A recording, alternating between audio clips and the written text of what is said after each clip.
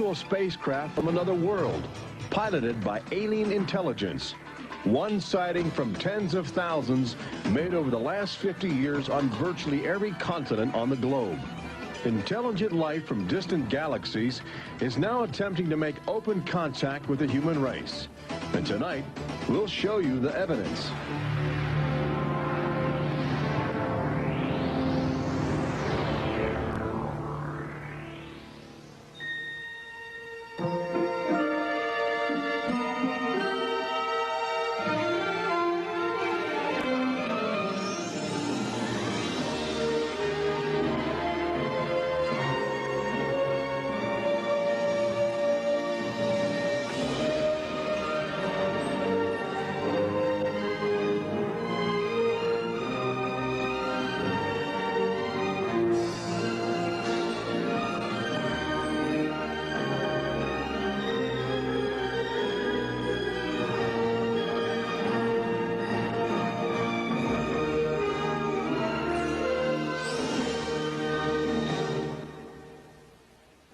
Tonight we celebrate the new Tomorrowland at Walt Disney World in Florida with a television special that's out of this world. Hello, I'm Michael Eisner, head of the Walt Disney Company. In a top-secret military installation somewhere in the United States, there are those who believe that the government is hiding the remains of an alien spacecraft that mysteriously crashed to Earth. With more and more scientific evidence of alien encounters and UFO sightings, the idea of creatures from another planet might not be as far-fetched as we once thought. In fact, one of you out there could have the next alien encounter. Enjoy tonight's special. I'm going to walk over and see if I can sneak a peek. Maybe not. Alien Encounters from New Tomorrowland is brought to you by Bounty. Outstanding absorbency and durability make Bounty the quilted quicker picker-upper. Scientific verification of extraterrestrial life forms routinely arriving on Earth. Top secret reports from ongoing military investigations. Compelling home videos of alien craft captured within the last few months. World figures who have gone public with their own extraterrestrial experiences. The shocking history of government misinformation programs designed to prevent widespread panic. And personal accounts of those who have been abducted and studied against their will. It's happened to me, it's happened to my sister, and I believe my mother. My son looks me straight in the eyes, and he says, "They took blood out of you, Mama." They don't ask permission, they take you. But it's such an incredible secret, nobody wants to believe it. There is valuable scientific data that would prove once and for all that planet Earth is being visited by highly evolved intelligence that is not from this world. Wait a minute. I've had enough. Stop it. From beyond the boundaries of our perceptions, intelligent beings are beckoning mankind to join the galactic community. It's an invitation which is both wondrous and terrifying. This is the nature of alien encounters. Mankind has the unique ability to ignore the obvious, especially when the facts reveal a disturbing truth. We once believed the sun revolved around the earth. When Galileo demonstrated the reverse is true in 1634, he was charged with heresy and placed under house arrest for the last 8 years of his life. The charges were later dropped, 342 years later. Now, as we approach a new millennium, mankind is in the midst of the most profound event in history, actual contact with intelligent life from other planets. For nearly 50 years, officials have been documenting routine alien encounters here on Earth. And thousands of people have seen or experienced this alien presence. Yet many others still refuse to acknowledge the obvious evidence all around them. What is it like to be confronted by a creature whose intelligence and skill is far beyond the comprehension of mankind? Would it be enlightening? Would it be an exercise in terror? Or perhaps both? Here in the new Tomorrowland at the Walt Disney World Resort near Orlando, Florida, these concepts are brought to life as guests experience their own alien encounter. a sensory thriller from Disney and George Lucas. We'll give you a sneak preview later in the show.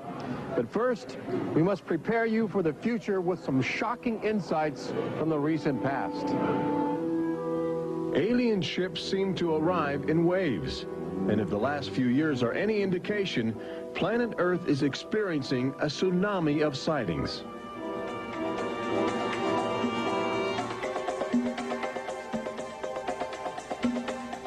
Mexico City, 1992. If you were arriving from outer space, this would be your first stop. It's the world's largest metropolitan area, easy to spot from a distance. Saucers arriving here have an affinity for military helicopters. This one was caught stalking a squadron during a national holiday celebration. Dozens of people videotaped the craft. Millions more just stared in disbelief as it covered 200 square miles of territory in a matter of minutes. Canada, 1991. In a residential area just outside Ottawa, this alien ship was photographed landing in what appears to be a prearranged site. UFO investigators claim the structure of this craft reveals a technology previously undocumented. This sighting is known as the Guardian case, named after the pseudonym of the photographer who wishes to keep his identity secret to avoid harassment from local authorities uncomfortable with the notion of alien intruders. For the last few months of 1994 and lately in 1995, Gulf Breeze, Florida has been ground zero for alien encounters. Especially during the day, extraterrestrial craft have become common ornaments in the uneasy skies. Over those dunes right there. There she is, right there. Oh my God. Residents of Gulf Breeze routinely aim their home video cameras at the horizon. More often than not, they capture an astounding alien display. There it is. Right up there. Looks like an egg on top and an egg on bottom. You would think these alien sightings would be front page news. So why have they received almost no national attention? The answer is simple. For governments determined to maintain their authority, extraterrestrial contact is pure dynamite. They're beings from another planet. We don't know where they come from. We don't know what they're doing here. There's nothing we can do about it. Meet Captain Kevin Randall, retired Air Force intelligence officer, now a top investigator of alien encounters. Anytime a technologically superior civilization comes in contact with a technologically inferior civilization, the technologically inferior civilization ceases to exist. Not necessarily through conquest, not necessarily through invasion, but because the technology changes the underlying social structures of that civilization and it disintegrates. Those fears are reflected in a 1960 federally funded study by the Brookings Institution, which warned that public knowledge of alien life could cause civilization to collapse. So they began a policy of covering up and hiding the information, but they also began a policy of ridiculing, so that people who really see something are afraid to come forward. This isn't right to do the ridicule. I mean, a lot of people suffer. Retired Army officer Clifford Stone certainly suffered after he began private research into the UFO phenomena while still in the service. Well, I was given a lawful order while I was in the military to back off. I refused that lawful order. That resulted in me having to go to be psychoanalyzed, which kind of backfired on my command. But I was actually given a lawful order not to write to members of Congress without first getting it approved through my command, and not to talk to members of the media. Of course, I went out and violated all those directives simply because I felt they had no right, that I had a right. He also has determination. This collection of classified government documents represents years of determined effort by Stone to open the UFO files and offer fresh leads to investigators on the trail of the truth. It is not surprising that this book is making top military officials very uncomfortable. I think that some of the underlying concerns they have is the impact it will have on society as a whole if the information is ever released. But why have aliens chosen to visit our small blue planet, hidden on the distant fringes of an insignificant star cluster? Well, we invited them here. When we return, what is attracting alien visitors to planet Earth? Extraterrestrials take aim on America's military. A crashed saucer becomes a top-secret bombshell. The nation's capital becomes a cosmic crossroads. And later, how Disney Imagineers have designed a way to prepare humans for their inevitable alien encounter.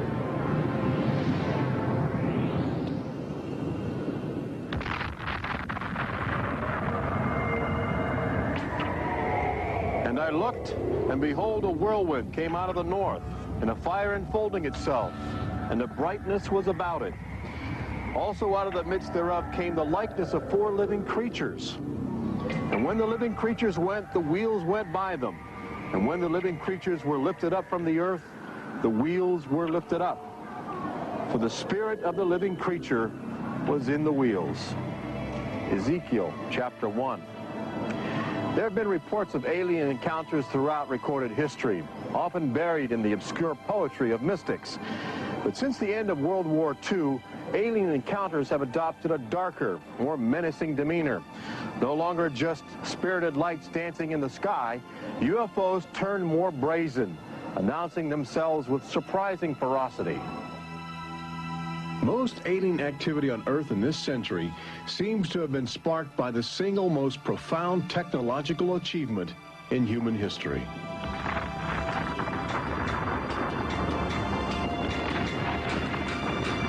The atomic bomb did more than blow away every conventional notion of combat.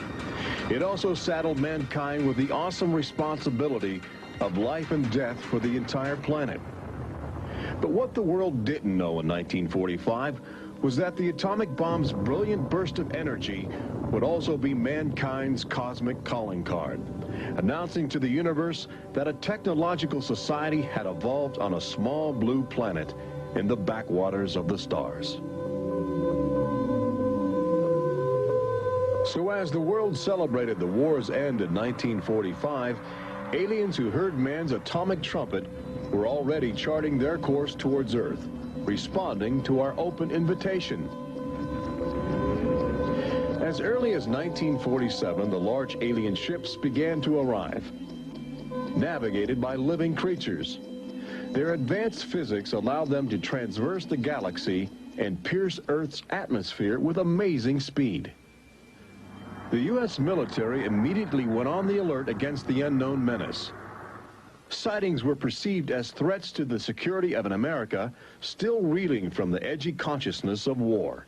And the sightings were taking place all across the country. I glanced up and there were 3 flying saucers in a V with what appeared to be a dome on the top with, I can't be sure, but I believe I saw the sun glinting off of windows or observation portholes of sort.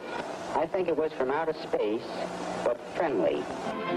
Army fighter planes are on patrol for flying saucers. Cameras installed to photograph them. Portland, Oregon, the area from which came the first weird reports. This flying saucer patrol shows how the Air Forces, while not putting too much stock in the mysterious things in the sky, are investigating. The control tower is in touch and on the watch. So are a whole lot of people these days. They're seeing flying saucers everywhere. Flocks of fantastic discs flying through the air.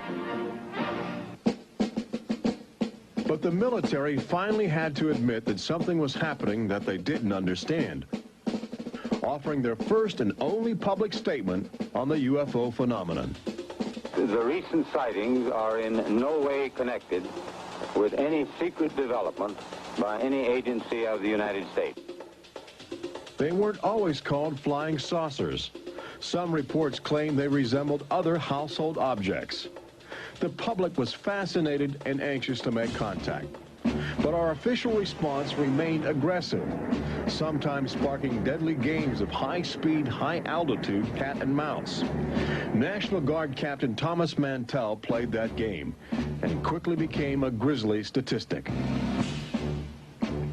His last words, as Mantell soared at an altitude of 20,000 feet, are a chilling commentary on the power of the alien ships. I'm closing in to take a look. It looks metallic and of tremendous size. It's going up now as fast as I am. That's 360 miles per hour. I'm going after it. Moments later, Captain Mantell's mission had ended. Occasionally, the tables were turned. More than one alien craft crashed and was recovered for secret U.S. military research. The most famous case took place in July of 1947, just outside the community of Roswell, New Mexico. Famous because local officials openly admitted they had retrieved an alien ship before their commanders instructed them to keep the story confidential. What you can't explain, they reasoned, you must deny. July of 1947, the Army Air Forces at Roswell announced we had captured a flying saucer. You can say our government announced in July of 1947 they had a flying saucer. 3 hours later, they announced, no, it's merely a weather balloon. The officers at Roswell made a mistake. But our government has come forward and said, yes, we had a flying saucer. Then they took it back. Any one of your viewers can go back to the newspapers on July 8th, July 9th of 1947, and just front page headline after headline that the government had captured a flying saucer. Don Schmidt from the Center for UFO Studies in Chicago is convinced that the Roswell case is the linchpin in America's ongoing alien cover-up. We have over 550 witnesses. They were there. They handled the debris. They saw the craft.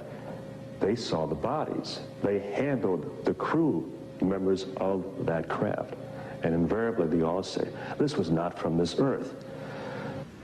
This is the actual site where the Roswell saucer was discovered, along with the bodies of 3 extraterrestrial missionaries who didn't survive the collision. The debris and the dead were impounded and taken away for top-secret study, while a classified investigative committee called the Majestic 12 was organized by President Truman. And a government cover-up was initiated with a calculated disinformation campaign. The military, I know for a fact, has established what's called disinformation programs, officially sanctioned deception programs. This is covered by a regulation at Department of Defense level that's secret. This is the case with the unidentified flying objects. I cannot say that the Roswell incident was a cover-up, but I can certainly say that the government back then and today acted like it was a cover-up and has been subject to being accused of a cover-up. The flying saucer debris at Roswell was attributed to a downed weather balloon. There was no explanation for the alien body parts among the wreckage. Before long, other sightings were dismissed as optical illusions caused by electrified swamp gas, with elaborate demonstrations staged for newsreel cameras to back up the claim. But while the Pentagon refused to publicly admit aliens had arrived on Earth, their top-secret internal memos told a different story, even detailing the various ships and the creatures they had autopsied. Meanwhile, the American people fell in love with flying saucers, sensing something playful in their alien design. Before long, even the military seemed to fall under the trance of the UFOs. Government inventors began to mimic what they were seeing in the sky, in a strategy to stumble upon the secrets of advanced alien technology. These rare films chronicle those primitive efforts. At a symposium conducted by Princeton University, weird and wonderful flying machines developed for the Army go through their paces. The flying scooter, for instance, with only a 7-horsepower motor. Or this flying what have you. Just count your fingers after starting the fans.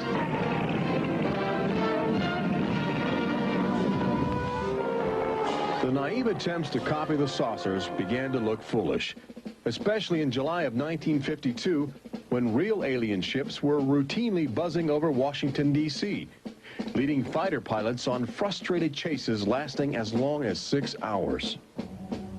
It was the first time since the War of 1812 that our nation's capital had been successfully invaded by a foreign power. By the early 1960s, UFOs were having a chilling effect on our defense operations. Their tremendous speed often caused them to be misidentified as incoming intercontinental ballistic missiles, putting American air bases on red alert. There needed to be some way for the U.S. and the Soviets to distinguish between nuclear attack and alien visitors. The weapon is installed in the Pentagon, but it's a weapon of peace. This is the teletype that will operate at the U.S. end of an open line to Moscow. This link, it is hoped, will help avoid misunderstandings that could possibly trigger a catastrophe. Now, a president could be in touch with the Russian premier in a matter of seconds. The hotline between Moscow and Washington was set up so they could go ahead and make last-minute pleas that we're not attacking you and you're not attacking us. The purpose for this was to ensure that a nuclear war would not be touched off by a UFO appearing on the scopes and being mistaken for enemy aircraft. The hotline eased some international tensions, but it didn't halt the interaction between the military and the aliens, which continues to this day. November of 1975, essentially every SAC base in the United States was visited by UFOs. We have reason to believe that the UFOs went ahead and had some effect on changing the codes within the missiles, within the launch control facility, to change where the missiles would hit. 1976, September, Iran. 2 F-4s tried to intercept a UFO and shoot upon a UFO. The weapon systems of the planes go dead. The communication systems go dead. These are just 2 examples of cases which sound like they came out of science fiction, but in reality, they're from government documentation. Documents released by the State Department. 3 main engines up and burning. September 1991. Space Shuttle Mission 48. Commander Clayton and his crew point their cameras at the planet's horizon for a live broadcast to Earth. Many viewers noticed an alien ship playfully cavorting around the shuttle at tremendous speeds. NASA still refuses to acknowledge the incident. But since that time, the space agency no longer allows public access to live unscrambled television signals from shuttle missions. Currently in 1995, the Federal Emergency Management Agency trains personnel with a manual that suggests techniques in communicating with extraterrestrials encountered in the line of duty. This document is in marked contrast to a federal law passed by Congress in 1969, which makes it illegal for any American to have contact with an extraterrestrial, punishable by a $5,000 fine and a year in jail. Ironically, both documents were composed by a government which refuses to publicly admit that there is intelligent life on other planets. Indications are that government, military, and scientific leaders will soon release nearly a half-century of official documentation of ongoing alien encounters on Earth. Perhaps they feel it would be too embarrassing not to reveal the truth before the truth reveals itself. But these FBI files acquired through the Freedom of Information Act outline nearly 50 years of UFO reports investigated by federal agents all across America. Overwhelming evidence that something sinister is at work. But look carefully. The torn pages, the ragged copies, the large areas blacked out in an effort to keep secrets locked away. If we are keeping information, which I am certain we are, from the American public on unidentified flying objects, then we're wrong. Government has an obligation to the people to tell the truth. No matter what that truth might be, the people have a right to know that planet Earth is being visited by a highly evolved intelligence that is not from this world.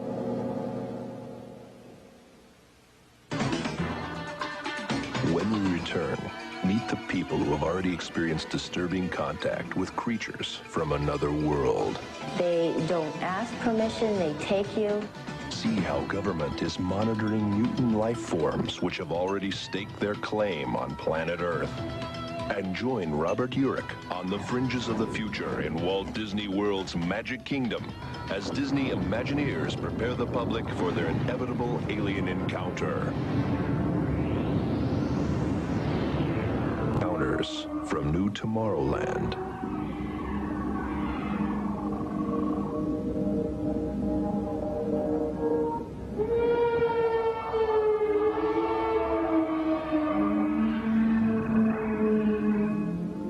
The fact is, everyone encounters alien life forms each day.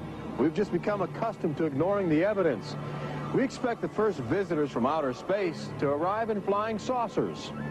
But there are new scientific suggestions that the microbiotic organisms, which routinely invade human bodies in the form of viral disease, may have extraterrestrial connections.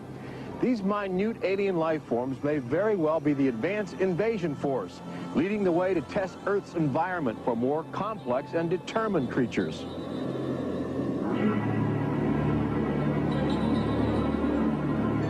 The idea is not new. Arrhenius, a Swedish chemist who died in 1927, first proposed the theory of transfermia, the notion that life is universally dispersed, possibly carried by cosmic winds across the vast expanse of the galaxy in the form of viral spores. Uncovering this mutating alien life is an ongoing government project carried out by scientific teams at NASA. They begin by collecting meteors which have landed on the barren landscape of Antarctica. Here, low temperatures preserve the alien life clinging to 4 billion-year-old cosmic debris.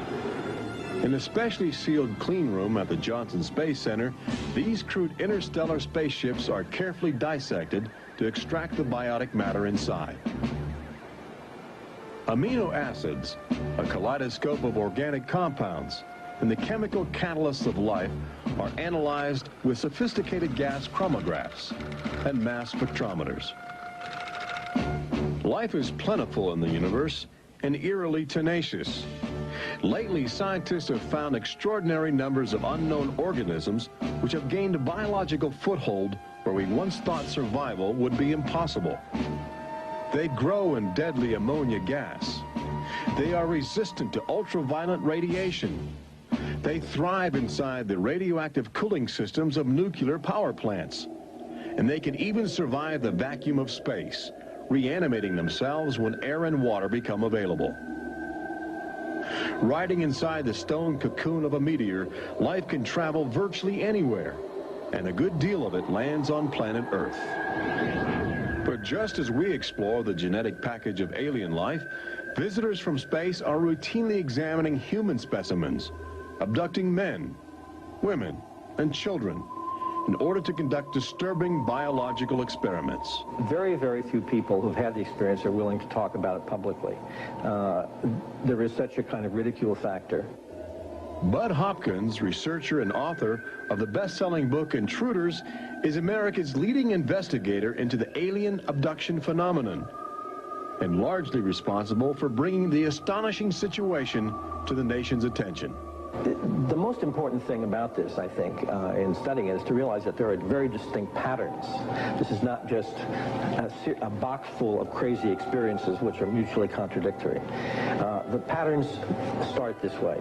People are abducted first in childhood. When I go back into my memory, I don't know a day without them. And they are then re-abducted over many, many, many years. When I saw this light on the freeway, my first reaction was, oh my God, not again. I grabbed the side of my bed like, no, you're not gonna get away with this. You're not gonna get away with it this time. Then I feel lifted off of the bed, and the next thing that I remember is being on a table or a bench and these beings surrounding me. Samples are taken from the skin. There are very distinct scars that result from these biopsies, whatever we want to call them. I have a scar on my hand. It seems to be a a triangle shape that's a half an inch by half an inch if you were to measure it. They were just red and blistery and kind of in a large equilateral triangle on each foot. The basic, most common mark is what we call a scoop mark. It's a circular depression, as if the aliens have used a little tool and removed a layer of cells. On my upper left inner thigh, I have 2 marks. There's a series of 2. They're about 1/8 of an inch deep and about 1/4 inch in diameter that people call scoop marks, for lack of a better term. Often an object is inserted in the nostril or behind the eyeball or in the ear, which we believe to be implants. On my shin, between my ankle and my knee, were 2 puncture marks. In fact, I hesitate to call them that because they were larger and deeper. They were like 2 holes drilled vertically along my shin into my leg. And that frightened me deeply because I have no idea how those got there. I could only speculate as to why they were doing that, although I do know that, bone marrow contains genetic material, blood. They're interested in who you are genetically. They seem to be desperate for our genetic material, our DNA, our particular genetic makeup, as if they have reached some point of, let's say, some point of no return in their evolutionary development, and they need to revivify themselves through something they can get from us, a more primitive and perhaps more robust species. People generally describe one particular type of figure as the basic alien type, which is a small figure, 3.5 to 4.5 feet tall, huge head, huge black eyes, hairless, grayish-white skin, just a tiny slit for a mouth that doesn't move, and so forth. I'd say that accounts for about 85% of the descriptions. There's some that are very, they talk about the reptilian being like sexually aggressive, and then there's some that look like praying mantis that are very mean and very violent. It is a violation of your body. It's a violation of your space. They don't ask permission. They take you. On this earth, when you are raped, when you are mugged, even if you don't see that person that is doing you bodily harm, you have somewhere to go. You can go to the police and at least give a report whether they do something or not. You have somewhere to go. But in this case, you have no one to talk to. You have no one to say, this has happened to me. I've been so violated. You don't even know. And you're not ready for this. My love life went to hell. My schooling went to hell. Everything went to hell. And it's terrifying, it's not fun, it ruins your life because you have nowhere to go.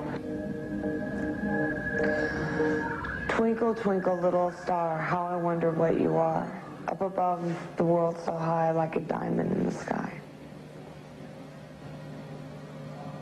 Makes me want to cry.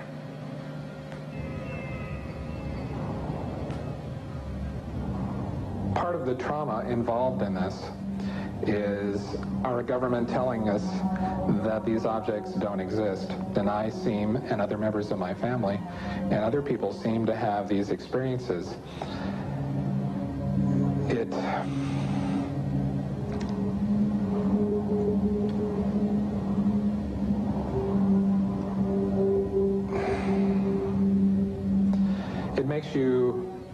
makes you doubt your sanity. The range of people who have had abductions around the world, because it is a global phenomenon, is just, it's a total range. I've worked with people who are of Oriental backgrounds, African-American background, Hispanics.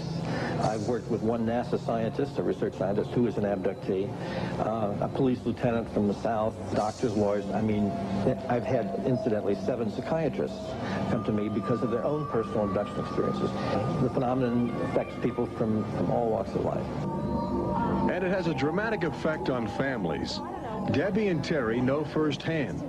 Both are ongoing abductees with deep concerns about the chilling connections between aliens and their children. I thought this was mental illness.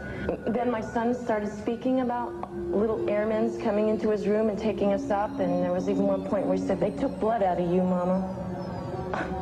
He wanted guarding all the time. He wouldn't go to bed at night unless I slept with him. he was angry. And the other thing is he started setting traps. One night my husband came home from work and there's these little colored stones all over the garage.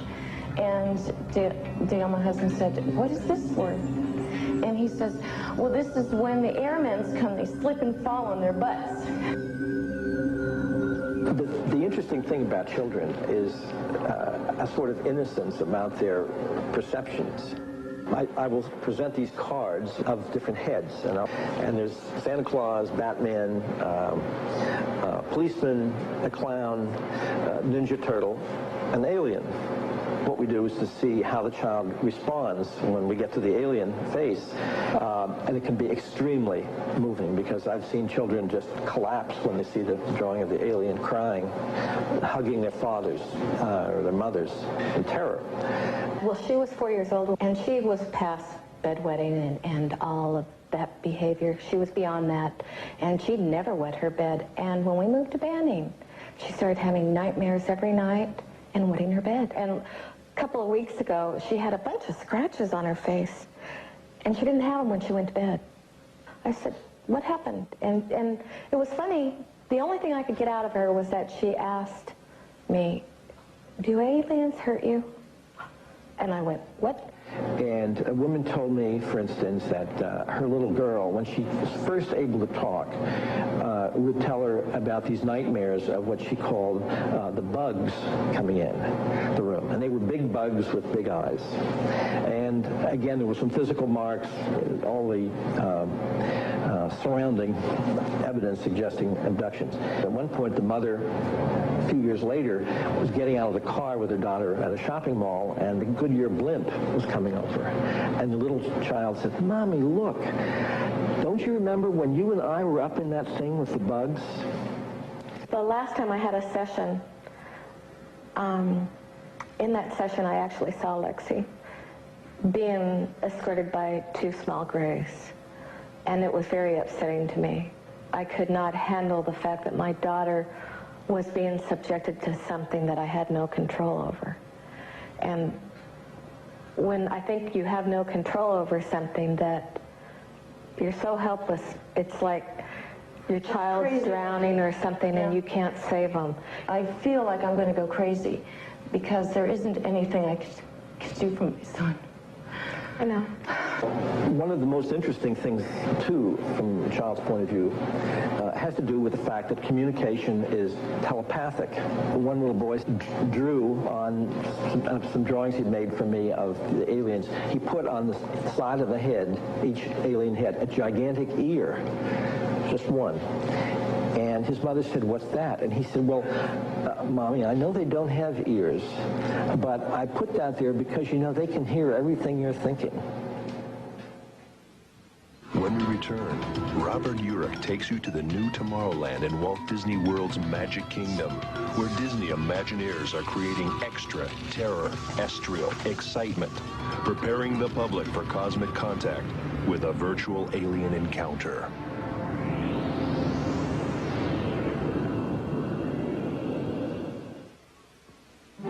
An official UFO sighting report, one of thousands compiled over the last few decades. This particular report from October 1969 was filled out by Jimmy Carter. He was still governor of Georgia at the time. He witnessed a luminous object suspended in a twilight sky. Later, when he assumed the office of President of the United States, his staff attempted to explore the availability of official investigations into alien contact. As this internal government memo illustrates, there are some security secrets outside the jurisdiction of the White House. We investigated lights in the sky for over 20 years. We didn't get anywhere. We have over 100,000 cases from over 160 countries in our files at the Center for UFO Studies in Chicago. When you actually take the time to look at the official record, look at the classified, disclosed documents on the phenomena, and I'll guarantee you'll walk away saying, why weren't we told about this? And why were we told something else altogether? We've all been indoctrinated to have this knee-jerk response just to that term, UFO. We have to ask ourselves, who started it? And isn't it about time we go out and find out for ourselves? Every year, NASA routinely propels about 24 astronauts into a low Earth orbit aboard the space shuttle, a loud, lumbering, somewhat primitive rocket ship.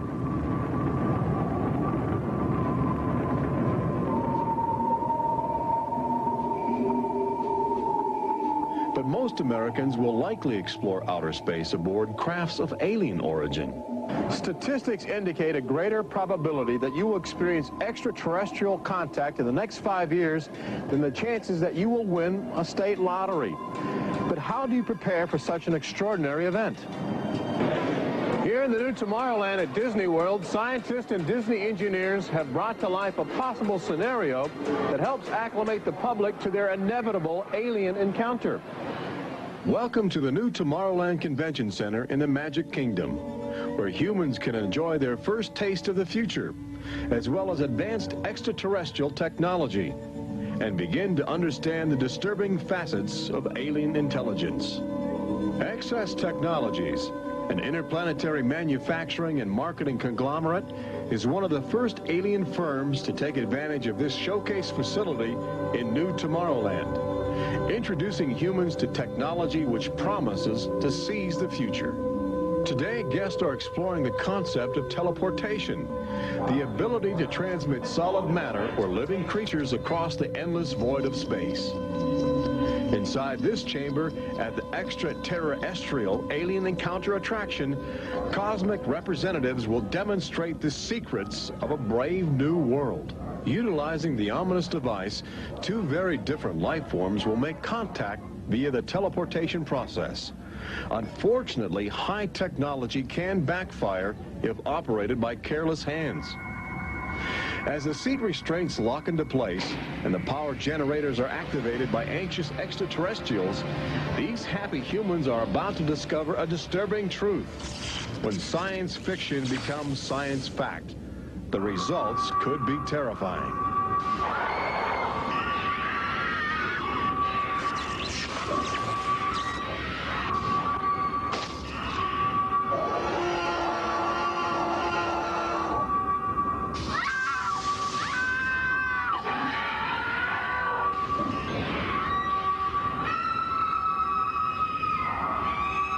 Alien Encounter opens at Walt Disney World summer 1995.